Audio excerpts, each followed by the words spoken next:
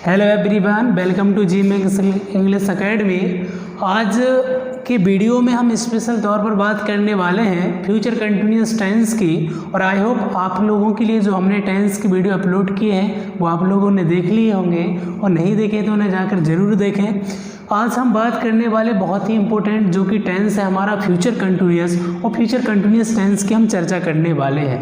इस टेंस में हमने पहले ही बताया है कि जो फ्यूचर कंटिन्यूअस टेंस होता है एक ऐसा टेंस होता है जिसमें हम प्रिडिक्शन की पर्टिकुलरली प्रिडिक्शन के बारे में बात करते हैं, या एक प्रकार से हम कल्पना के बारे में बात करते हैं कि भविष्य में ऐसा होगा। तो ये तो फ्यूचर टेंस होता है, लेकिन फ्यूचर टेंस में हमने बताया था कि फ्यूचर इंडेफिनिट है, फ्यूचर कंटिन्यूअस है, फ्यूचर परफेक्ट है और फ्यूचर परफेक्ट कंटिन्यूअस, जिसमें से आज हम बात कर रहे हैं फ्यूचर कंटिन्यूअस टेंस की। अगर हम बात करें फ्यूचर कंटिन्यूअस टेंस की, तो जैसा आपको पता है कि हम शुरू से ही पढ़ा रहे हैं कि बगैर किसी हिंदी आइडेंटिटी के हमारे लिए टेंस को देखना है, और जिस प्रकार से हम लगभग पूरा प्रेजेंट टेंस, पास्ट टेंस और फ्यूचर टेंस भी हमने देखा है कि बगैर किसी हिंदी पहचान के ही हमने उस टेंस को सीखा है। और इसमें आज भी हम उसी तरह से बगैर किसी हिंदी पहचान के फ्यूचर कंटिन्यूअस टेंस की बात कर रहे हैं। तो सबसे पहले हम इसकी आइडेंटिटी की बात करेंगे। तो लिखा है कि a tense in which the action will be bent on in future is called future continuous tense. यानी फ्यूचर कंटिन्यूअस टेंस एक ऐसा टेंस होता है जिसमें जो कोई एक्शन है, जो कार्य है, भविष्य में किसी समय तक जारी रहेगा। फ्यूचर कंटिन्यूअस टेंस वह टेंस होता है जिसमें कोई एक्शन होता है, कार्य होता है, वो एक वक्त तक जारी रहेगा भविष्य में। जब हमें कोई ऐसा सेंटेंस मिले जिस सेंटेंस से हमें उस एक्शन का भविष्य में किसी समय तक जारी रहने का बोध होता है, तब ऐसे जो टेंस होते हैं, ऐसे टेंस के लिए हम फ्यूचर कंटिन्यूअस टेंस कहते हैं। यानी फ्यूचर कंटिन्यूअस टेंस एक ऐसा टेंस होता है जिसमें जो एक्शन होता है वो भविष्य में हमें जारी मिलता है, कि एक्शन भविष्य में आपके लिए क्या मिलेगा, जारी मिलेगा। तो ऐसा जो टेंस होता है वो टेंस फ्यूचर कंटिन्यूअस टेंस कहलाता है। फ्यूचर कंटिन्यूअस की अगर हम टेंस की बात करें तो इस टेंस में जैसा लिखा है, in this tense we use will be और shall be as helping verb. जो फ्यूचर कंटिन्यूअस टेंस है, फ्यूचर कंटिन्यूअस टेंस में हम विल बी और शैल बी का जो यूज करते हैं वो एज अ हेल्पिंग वर्ब करते हैं, सहायक क्रिया के रूप में करते हैं। और कि अगर हम बात करें तो in this tense we use क्रिया की फोर्थ फॉर्म, और we can say ING form of verb, कि इस टेंस में हम क्रिया की फोर्थ फॉर्म का यूज करते हैं जिसे हम आईएनजी फॉर्म भी कहते हैं। तो ये टेंस में मुख्य रूप से पहचान होती है। यहाँ हमें हिंदी की पहचान पे नहीं जाना है, हमें तो सेंटेंस में देखना है कि उस सेंटेंस में जो एक्शन है, जो कार्य है, वो क्या भविष्य में उस काम का जारी रहना पाया जाएगा या वो जारी रहेगा उस काम का। अगर ऐसा आपके लिए कोई सेंटेंस मिलता है तब ऐसे सभी प्रकार के सेंटेंस के लिए हम फ्यूचर कंटिन्यूअस टेंस की कैटेगरी में रखते हैं, और फ्यूचर कंटिन्यूअस टेंस ही होते हैं। हम एक बार और बताएंगे कि एक ऐसा टेंस जिसमें भविष्य में किसी कार्य का जारी रहना पाया जाता है, ऐसे टेंस को हम फ्यूचर कंटिन्यूअस टेंस कहते हैं। फ्यूचर कंटिन्यूअस टेंस में हम विल बी और शैल बी का यूज करते हैं एज अ हेल्पिंग वर्ब के रूप में, और इस टेंस में हम क्रिया की फोर्थ फॉर्म का यूज करते हैं। सबसे पहले हम बात करेंगे अफर्मेटिव सेंटेंस की, और अफर्मेटिव सेंटेंस हमने पढ़ा दिया है, आप देख लीजिएगा, वीडियो अपलोड है, कि एक ऐसा सेंटेंस जिसमें ना तो कोई प्रश्न पूछा जाता है और ना ही किसी एक्शन को करने के लिए मना किया जाता है, ऐसे सेंटेंस को अफर्मेटिव सेंटेंस कहते हैं। और हम फ्यूचर कंटिन्यूअस टेंस पढ़ रहे हैं, इसलिए उसी के अनुसार हेल्पिंग वर्ब आएगी। तो first of all we have to write subject, after then we have to write will be और शैल बी। लेकिन क्वेश्चन ये आएगा कि हमें विल का यूज कहाँ करना है और शैल का यूज कहाँ करना है। तो अगर हम बात करें विल की, तो विल का यूज लगभग सभी सब्जेक्ट के साथ में किया जाता है, जबकि शैल का जो यूज होता है वो आई और बी के साथ में होता है। लेकिन अगर आप विल का भी यूज करते हो आई और बी के साथ में, तब भी ये आपका गलत नहीं माना जाएगा।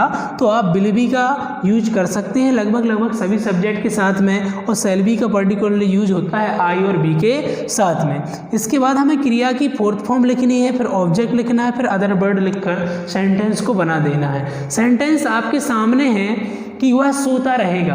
देखिए सेंटेंस से स्पष्ट होता है कि वो सोता रहेगा, यानी भविष्य में वो काम, सोने का काम क्या होना है, जारी रहना है। तब ऐसा जो सेंटेंस होगा वो फ्यूचर कंटिन्यूअस टेंस का होगा। तो सबसे पहले हम सब्जेक्ट देखेंगे, वो सब्जेक्ट क्या है, वह सोता रहेगा। तो क्या हो जाएगा, ही अब ही है तो क्या आ जाएगा will be, he will be. और वर्ब क्या है सोना, सोने के लिए क्या बोलते हैं इंग्लिश में स्लीपिंग। तो सेंटेंस हो गया अपना ही विल बी स्लीपिंग। हम और सेंटेंस देखते हैं। देखिए यहाँ हम बात करने वाले हैं फ्यूचर कंटिन्यूअस के नेगेटिव सेंटेंस की। देखिए अफर्मेटिव हमने देख लिया है, अब हम देखते हैं नेगेटिव सेंटेंस। देखिए नेगेटिव सेंटेंस तो आप जानते हैं कि ऐसा सेंटेंस जिसमें कोई नेगेटिविटी पाई जाती है, किसी एक्शन को करने के लिए मना किया जाता है, वो नेगेटिव सेंटेंस होता है। क्योंकि हम फ्यूचर कंटिन्यूअस की बात कर रहे हैं तो सब्जेक्ट हो जाएगा आपका, इसके बाद हम विल या शैल, ये ध्यान रखने वाली बात है कि हम विल या शैल रखेंगे। अफर्मेटिव में तो विल भी और शैल भी लिखते हैं, लेकिन यहाँ हम पहले विल या शैल लिखेंगे, फिर नॉट लिखेंगे, इसके बाद में हम बी का यूज करेंगे। ये बहुत जानने वाला पॉइंट है कि हम शैल और विल के बाद में ही नॉट का यूज करते हैं, इसके बाद में फिर हम बी लिखते हैं, क्रिया की फोर्थ फॉर्म लिखते हैं, ऑब्जेक्ट लिखते हैं और इसके बाद में अदर वर्ड लिख देते हैं। हमने सेंटेंस बोला, जैसे हमने एक सेंटेंस लिया, हमने बोला तुम उसे पीटते, तुम उसे पीटते नहीं रहोगे, तुम उसे पीटते नहीं रहोगे। तो देखिए सेंटेंस में हम देखें तो हमें ऐसा लग रहा है कि भविष्य में वो एक्शन जारी रहेगा। तो इसमें बोला गया है कि तुम उसे पीटते नहीं रहोगे, नेगेटिव है क्योंकि इसमें क्या पाया गया है, नेगेटिविटी पाया गया है। तो सब्जेक्ट क्या है अपना, सब्जेक्ट है यू, तो क्या हो जाएगा विल, इसके बाद में हो जाएगा not, you will not be और beating, you will not be beating him, तुम उसे पीटते नहीं रहोगे, you will not be beating him. Next sentence लिया हमने सेंटेंस बोला कि मैं तुम्हें नहीं पढ़ाता, मैं तुम्हें नहीं पढ़ाता रहूँगा, मैं तुम्हें नहीं पढ़ाता रहूँगा। तो इस सेंटेंस में देखिए क्या लिखा कि मैं तुम्हें नहीं पढ़ाता रहूँगा, ये फ्यूचर है और फ्यूचर कंटिन्यूस क्योंकि एक्शन का जारी रहने का हमें सेंस मिलता है। तो सब्जेक्ट हम क्या लिखेंगे, आई, क्या हो जाएगा shall, after then not, after then be, verb क्या है पढ़ाना, जिसे हम क्या बोलते हैं टीच, लेकिन फोर्थ फॉर्म यूज करनी है तो क्या हो जाएगा teaching, I shall not be teaching. और ऑब्जेक्ट क्या है आपका यू, मैं तुम्हें नहीं पढ़ाता रहूँगा। और हम सेंटेंस देखते हैं जैसे कि वह कल रोती नहीं रहेगी। तो सब्जेक्ट क्या है अपना वह है, तो सब्जेक्ट किस स्थान पे क्या हो जाएगा सी, इसके स्थान पे क्या हो जाएगा will, she will not be और बीप, इसे हम क्या बोलेंगे बीप, और फोर्थ फॉर्म है तो क्या हो जाएगा बीपिंग, और कल की बात हो रही तो हो जाएगा tomorrow, she will not be beeping tomorrow. अब हम देखते हैं इंट्रोगेटिव सेंटेंस के लिए देखते हैं।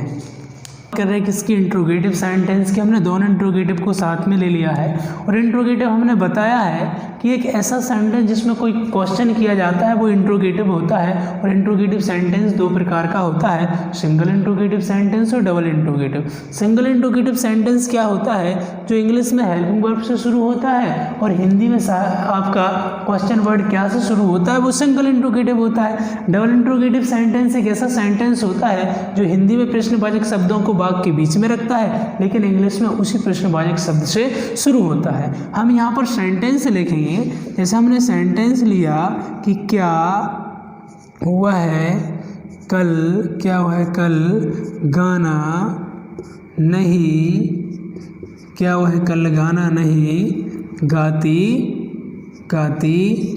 रहेगी, क्या हुआ है कल गाना नहीं गाती रहेगी। तो इस सेंटेंस के लिए अगर हम बनाएंगे तो हमें दिख रहा है कि हेल्पिंग वर्ब से शुरू हुआ, सिंगल इंट्रोगेटिव इस स्ट्रक्चर के द्वारा बनेगा। तो सबसे पहले हम हेल्पिंग वर्ब लिखेंगे तो क्या हो जाएगा बिल, फिर सब्जेक्ट क्या हो जाएगा सी, फिर क्या हो जाएगा नॉट है तो जी हाँ नॉट लिख देंगे। इसके बाद में बी लिखेंगे, क्रिया की फोर्थ फॉर्म यानी कि सिंग है तो फोर्थ फॉर्म क्या हो जाएगा सिंगिंग। अ सॉन्ग कब कल तो क्या हो जाएगा टुमारो, और लास्ट में मार्क ऑफ इंट्रोगेशन। हमने एक और सेंटेंस लिया, जैसे हमने लिया कि सेंटेंस लिया राधा उसे क्यों नहीं बुला रही होगी। राधा उसे क्यों नहीं बुला रही होगी। तो इसमें देखिए क्वेश्चन वर्ड क्या है, क्यों। तो सबसे पहले हम क्या लिखेंगे, क्वेश्चन वर्ड, इसके बाद में हेल्पिंग वर्ब, तो क्या आ जाना विल, फिर हमें क्या लिखना है सब्जेक्ट जो कि क्या है राधा, इसके बाद में नॉट है तो नॉट लिख देंगे, फिर क्या लिखना है बी, इसके बाद में वर्ब, और वर्ब क्या है बुलाना, जिसे हम क्या बोलते हैं कॉल, और किसे उसे तो बोलेंगे हिम, और इसके बाद में मार्क ऑफ इंट्रोगेशन। तो हमने क्या बोला, राधा उसे क्यों नहीं बुला रही होगी, तो why will Radha not be calling him.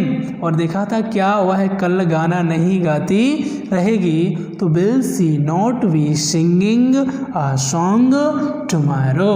तो ये आपका सिंगल इंट्रोगेटिव है। अभी हम वर्ब से शुरू हुआ, सिंगल इंट्रोगेटिव है, तो सब क्या आएगा हेल्पिंग वर्ब, क्योंकि क्या से शुरू हुआ है, फिर सब्जेक्ट दे हो गया, फिर नॉट है तो हम नॉट लगा देंगे, इसके बाद में बी आएगा क्रिया की फोर्थ फॉर्म, तो क्या है प्ले, और लेकिन फोर्थ फॉर्म क्या हो जाएगी playing match, will they not playing match tomorrow, क्या कल वो मैच नहीं खेल रहे होंगे, और लास्ट में मार्क ऑफ इंट्रोगेशन।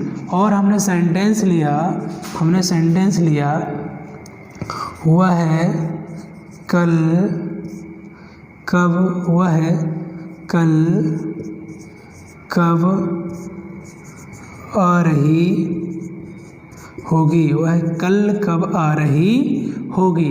देखिए क्वेश्चन वर्ड है वैन, तो मिडल में है तो सबसे पहले इसे लिखेंगे, इसके बाद में हेल्पिंग वर्ब जो कि क्या हो जाएगा विल, इसके बाद में सब्जेक्ट क्या हो जाएगा सी, वैन विल सी, और फिर नॉट तो है नहीं है तो वी लिख देंगे वी, और क्रिया क्या है कम, आईएनजी फॉर्म हो जाएगा तो कमिंग टुमारो, तो लास्ट में मार्क ऑफ इंट्रोगेशन, वह कल कब आ रही होगी, when will she be coming tomorrow. तो देखिए हमने इस प्रकार से फ्यूचर कंटिन्यूअस टेंस को देखा है, सेंटेंस देखे हैं इस प्रकार से। आई होप अगर आपने ध्यान से देखा होगा आपको समझ में आया होगा। अगर आपके लिए हेल्पफुल रहा है, बढ़िया वीडियो रहा है, तो लाइक करें, शेयर करें, सब्सक्राइब करना ना भूलें। मिलते हैं नेक्स्ट वीडियो में।